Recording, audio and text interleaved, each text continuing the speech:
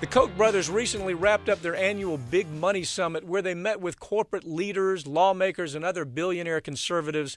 Their plan is to buy what's left of our democracy, and I have Laura Windsor from Undercurrent here to tell us what happened at this year's retreat. Lauren, it looks like the Koch brothers got their gaggle of billionaires together again to try to figure out how they can deconstruct democracy. This is an important meeting. I was so glad to see you reporting on it. It took place in Dana Point, California. Tell me what happened with this meeting and why you think it's important, why we should all think it's important. Well, I think that anytime you have a large group of elites gathering in secret to strategize political policy, the lack of transparency is the very antithesis of democracy. So it's a threat. It's a threat to the freedoms of every American citizen. Well, what they were meeting about were things that we know we already have problems with. They were meeting to try to put an end to Obama's health care. They were meeting to try to figure out how do we privatize education. They were meeting to find out how they can make climate change disappear is an issue in front of the American people. And these are people, about 300 of them, all of them billionaires? I mean, what are the numbers here?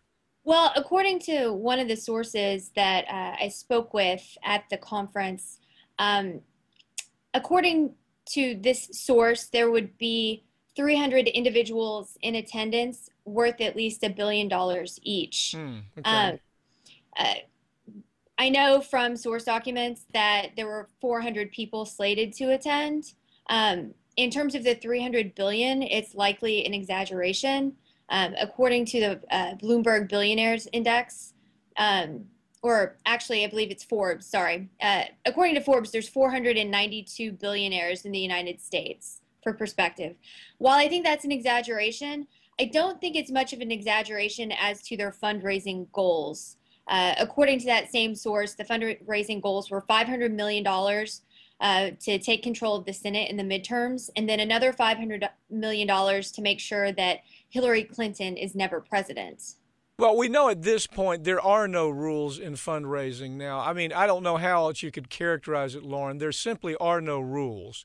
It was bad enough before Citizens United. It was bad enough before McCutcheon.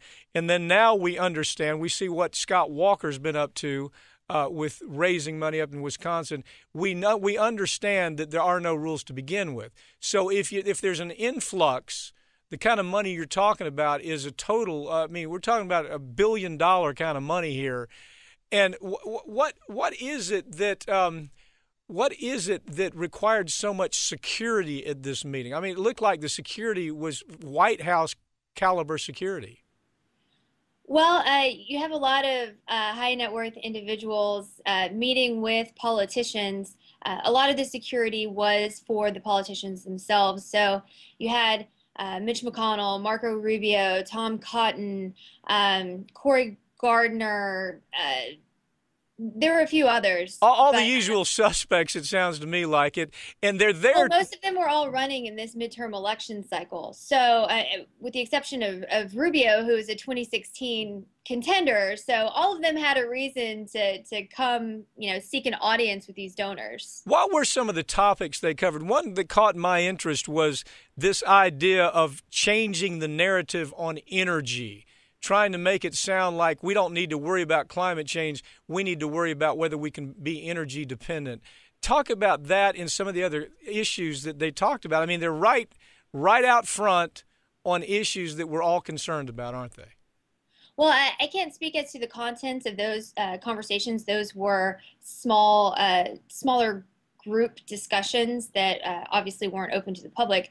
But from the draft agenda and the documents obtained, the panelists on the energy changing the narrative discussion were all Koch messaging operatives, not scientists. So this, clearly isn't an issue for them that they want to debate on the merits of science, but one that they would rather debate in the political messaging framework. So a la Frank Luntz. Yeah, and so one thing they want to do is they wanted to leverage the science at universities. And, of course, we know the story where we have the Koch brothers already trying to buy Florida State University there in Tallahassee, where they've actually purchased the business department. They make a decision on who gets hired, what gets taught.